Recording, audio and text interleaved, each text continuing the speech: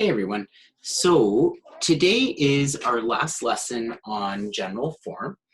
And with general form, there's a couple things we want to talk about. Number one, general form is not a building an equation form. So let's just back up for 1 second. In the last two lessons, we have talked about our two building equation forms. The first one was y equals mx plus b, or slope y-intercept form. And we build an equation using that guy when we know the slope and when we know the y-intercept. The y-intercept was your b value and the slope was your m value. Then in the next lesson after that, we went to slope point form. That's another building equation, okay? And we can build an equation if we know the slope and we know a point. So m is your slope again, and then the point we called x1 comma y1, and that gave us the equation y minus y1 equals m times x minus x1. General form we don't build with. We have to build with slope y-intercept form or slope point form, okay? But general form is a way that we end the equation with. It's kind of like a final answer, okay? So if I don't specify how I want you to answer your equation, like what form I want your answer in, it should always be general form, okay? Unless you're told otherwise, always answer in general form. The other thing about today is we're going to practice kind of switching between forms. So that's where some of this algebra skill comes in that I've been warning you about. You may even find today's lesson to look fairly easy. Everything looks easy when I do it, but I really want to encourage you guys, do as much of the practice as you can. Really practice going from one form to another form, making sure you're making correct algebraic steps, because that is super, super important, okay? Okay, so let's get going here. For the following graph, determine the equation of the line in slope-intercept form and in point-slope form. Okay, so I gave you a picture. This is just a quick review of the first two forms that we've already dealt with. So to get slope-intercept form, I need the intercept, and I can see the intercept's at 1. So that's my b value. And then for the slope, I need to go up 1 over 1, and I'm back to the line. Up 1 over 1, I'm back to the line. Up 1 over 1, I'm back to the line. So that tells me that my slope is 1, okay? So my m value is 1 and my b value is 1. And so that's going to give me the equation y equals x plus 1. Now, to do point slope form, my slope hasn't changed. My m value is still going to be exactly that. So I'm just going to stick a 1 right there. And then I need to use a point. So let's just pick a friendly point. How about we use that guy? That's the point 1 comma 2. So my x value would be 1 and my y value would be 2. And then I just plug that into the equation. So I end up with y minus 2 equals 1 times x minus 1. Now, I don't actually need the 1 there. I just kept it there for the sake of giving you a visual. I didn't want you to think, oh, what happened to the slope? But because the slope is 1, I don't technically need the 1 there, okay? Awesome, so hopefully that feels comfortable. Cute little review of those first two forms. Now I want you to take a look at this guy. And what I want you to do is I want you to isolate for y. That means get y all by itself, okay? When I look at this, I've got a negative y on this side. So why not just add y to both sides? That will bring the y over to this side. And then that will have isolated y for me. Y will be by itself. So when I do that, I get y equals x plus 1. Now, I want you to notice something about this. What I want you to notice is that is the exact equation you just told me for slope y-intercept form, okay? So this guy is the same equation as the two forms that we just talked about. It's just in this new form, and this new form is called general form, okay? So we say that this is general form. Now, there are some rules around general form that we need to talk about. Essentially, it has to be written in the form ax plus by plus c equals 0. Now, what that means is everything has to be on one side. So it either says 0 equals all my terms or all my terms equals 0. Which side the 0 is on doesn't matter. It does have to go in this order, though. It has to go x, then your y term, then your number, okay? And you're not allowed to have any fractions. And you are not allowed to have your x term, that front term, to be negative, okay? So as long as you abide by those principles, general form becomes easy. It's just a little bit of algebra that you have to realize as we're manipulating the equation to make sure that we fit those rules we just talked about, okay? So that's what we're gonna do first. In this equation here, this equation would be in slope y-intercept form, and I'm gonna ask you to convert it to general form. So I'm not allowed to have fractions, so I wanna multiply by 4 to get rid of this division of 4. Now lots of students are very comfortable to tell me that's gonna be a 4y, and then that my next term is gonna be a negative 5x because the 4's will divide each other out. Where a lot of mistakes get made is kids forget that it also applies to the 7. You have to multiply every term you see by the 4, so you also have to multiply the 7 by the 4. So that's actually going to end up being 4y equals negative 5x plus 28. Now, we have dealt with the thought that we can't have fractions, okay? Now we need to think, okay, my x has to be positive. Well, that x is not positive, so I'm actually going to bring it over to the other side, and that will be 5x on that side. Algebraically, essentially what I'm doing there is I'm just adding 5x to both sides. That means I also want to bring this guy over to the other side, so I'll minus 28 from both sides, and I'll end up with a negative 28 on that side. So when I write this in the proper order, I'm going to have 5x plus 4y minus 28 equals 0. Okay, 5x plus 4y minus 28 equals 0, and then that's the general form. So again, just to bring the point home, this guy and this guy are the exact same equation. They're just in 2 different forms, okay?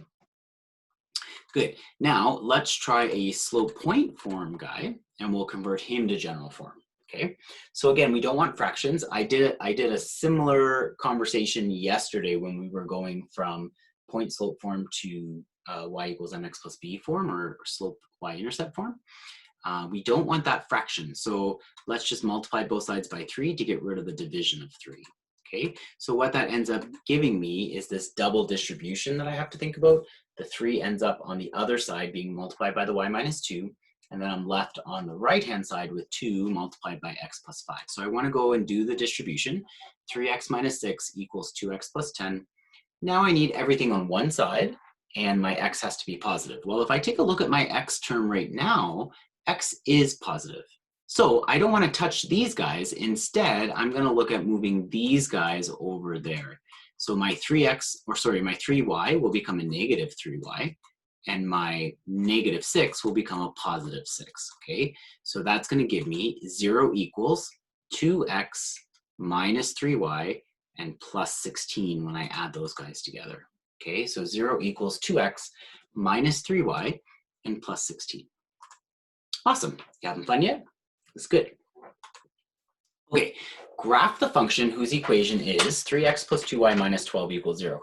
You guys actually have a few different ways that you can graph now. We have talked about finding the x and y intercepts, which we'll do in a second, but you would, if you wanted the x-intercept, y would be 0, and if you want the y-intercept, x would be 0. And then you could plot those points and graph it that way. We have talked about creating a table of values, so creating a t-chart, putting some random values in for x, plugging those into the equation and solving for y and getting some points that way. I'm not going to do either of those right now. What I want to do is I want to isolate this equation for y. If I isolate the equation for y, I'm going to be in y equals mx plus b form. And if I'm in y equals mx plus b form, that b I know right away as my starting point on the y-axis, and my m will be my slope, so I can apply the slope to wherever I start on the y-axis. So let's work on getting this guy isolated for y. So I'm going to bring my 2y, actually my 2y is positive right now, so I'm going to leave it there, and I'm going to bring the 3x over and the negative 12 over, okay? The way I often manipulate these things is if the term I'm looking for is negative, I bring it over so that it's positive. If the term I'm looking for is already positive, I'll bring the other guys over so that the term I'm wanting stays positive. That way I just don't have to deal with the negative, okay?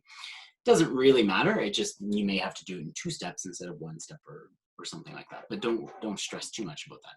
So I brought the 3x over and got negative 3x, and I brought the negative 12 over and got positive 12. Now, that is not isolated for y because there's still a 2 in front of the y. To isolate for y means y has to be all by itself. So I have to divide everything by 2, and that's going to leave me with y equals negative 3 over 2x plus 6. Now I'm ready to graph that, okay? I know I'm going to start on 6, and I'm going to apply my slope down 3, right 2, down 3, right 2, down 3, right 2. Just be careful when you're reading the grid here. Just notice that the grid lines are actually in 2s, not in 1s. So you got to take that into consideration. But your ultimate line should look like this, okay? That's starting at 6 on the y-axis, and you have a slope of negative 3 over 2, okay? Awesome. Now, determine the x and y intercepts of a line whose equation is x plus 3y plus 12. Okay, so we've done things like this before. If I want the x-intercept, I'm going to plug 0 in for y. So there I go, plugging 0 in for y. By the way, just as a quick reminder, if you're not pausing me and trying these yourself, you're not getting the most out of these sessions, okay? So you have a pause button right in front of you, and sometimes I'm just annoying to listen to, so it might be a good reprieve to pause me.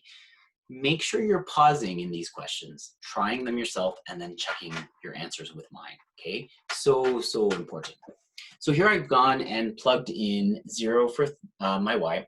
3 times 0 is nothing, so that's gone, and then I want to subtract 12 from both sides, and that will give me x by itself, and x will equal negative 12. Now, remember, that's not good enough as an answer because it said what are the intercepts, and the intercepts refer to coordinate points. So my actual answer for the x-intercept will be bracket negative 12 comma 0. Okay, then I look at the next guy and I say, okay, the y-intercept. Well, if I want the y-intercept, I need to let x equal 0. So I plug 0 in for x and I'm going to solve. I need to subtract 12 from both sides and divide both sides by 3, and that's going to get me y equals negative 4. And then that point, the coordinate point that is the y-intercept, will be 0 comma negative 4. Okay? Now, I could actually use these two guys and graph, okay? I know for sure, just let me get my ink back on here. I know for sure that this is the equation of a straight line. The reason I know that for sure is because I have an x and I have a y and there are no exponents there. If I have an x and a y and no exponents, I have the equation of a line. I know for sure that this is going to generate a straight line.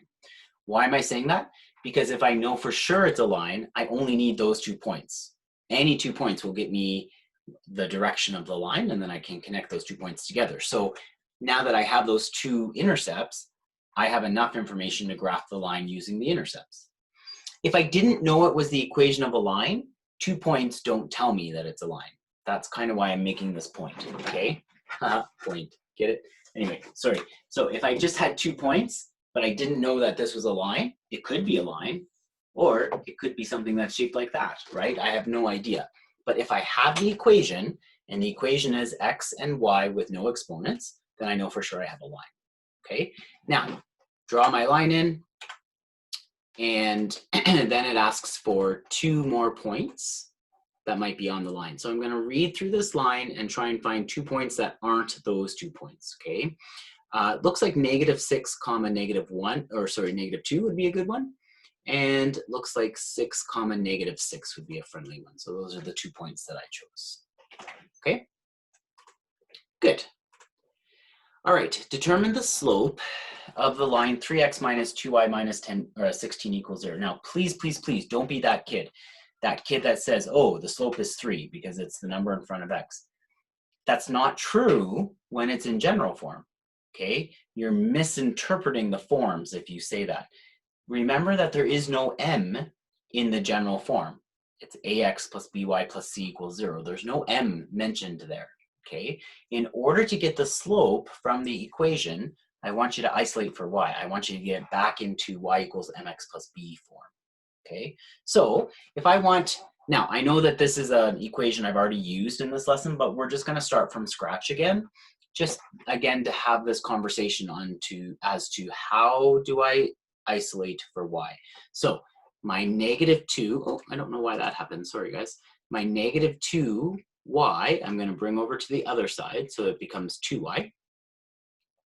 And that's going to give me 2y equals 3x minus 16. Then I need y all by itself, so I have to get rid of that 2, divide everything by 2, and I get 3 over 2x minus 8. Now I'm ready to read the slope from that equation, and now I'm ready to say, hey, the slope is 3 over 2. Okay? Good. Okay, write the equation, the general form equation, of a line that passes through 3, neg 1 and is parallel to 3x minus 2y minus 16 equals 0. Okay, well, in order to build an equation, remember I can't build in general form. I have to build in slope y-intercept form or slope point form. Well, I have a point. I was given the point. I don't need to do anything to figure that out. I know I need the point 3, neg 1. I do have to figure out the slope, though, of this guy because I need the parallel slope. So I'm going to isolate for y. I'm going to bring that negative 2 over. I'm going to divide by 2, and I get that slope of 3 over 2. Okay, a parallel slope will be the exact same slope. So now I know that the slope of the equation that I want to build has to be 3 over 2, and I have to pass through the point 3, neg 1. Because I have a slope and a point, I'm going to use point slope form. So I know my m, that's 3 over 2. My x1 is going to be 3, and my y1 is going to be negative 1. And so I plug all that into point slope form. And that's a lovely point slope form. And if I was asked to answer in point slope form, I'm done, okay? But I wasn't. I was asked to answer in general form. So now the next step is I need to take this guy and I need to rearrange him so that he's in general form. I got to get rid of the fractions. So I'm going to multiply both sides by 2. I'm going to get rid of the brackets by distributing. And now I need to get everything over to one side. So everything over to one side, right now my x is positive. So I'm going to leave him there and bring the 2y over. So that will be negative 2y on this side. It's like I'm subtracting 2y from both sides. And then I'll have to subtract 2 from both sides. So I'll have a negative 2 over there. And when I look at what I've got then, I'm going to have 0 equals 3x minus 2y and then minus 11 when I combine the negative 9 and negative 2 together. Okay, so 0 equals 3x minus 2y minus 11. Okay, so tickets for a school drama production are $8 for student ticket and $12 for each adult ticket. The revenue from ticket sales was $1,120. Write a linear equation relating the number of adult tickets A to the number of student tickets S. Express your equation in general form. So what do I know? Well, I know that the revenue generated from the adult tickets will be $12 for every ticket. So if the number of tickets is represented by A, 12A tells me the revenue generated by that. Then I know I'm going to have a revenue of $8 for every student ticket, so that'd be 8S. And I know that the total revenue, which would be the adult revenue plus the student revenue, has to add up to $1,120. So there's my equation, 8S plus 12A equals 1,120. Now that's not in general form, because in general form, everything has to be over to one side and it needs to equal 0. So I just brought my 1,120 over and I end up with 8S plus 12A minus 1,120 equals 0. Okay? Now, explain the process. Now, before I even read the rest of this question, I need to talk to you about the word explain. So important. Explain doesn't mean do it. Explain means tell me how to do it. So when I ask a question that says explain, I'm looking for words. I'm looking for you to communicate to me, okay? I don't want you to do the math. I want you to tell me how to do the math, okay? Really, really important. Explain the process you would follow to graph this equation. Okay, so what would I end up doing if I wanted to create the graph? Well, I need to get it in y equals mx plus b form, right? Now, it says, sorry, my mouse is not on. There we go.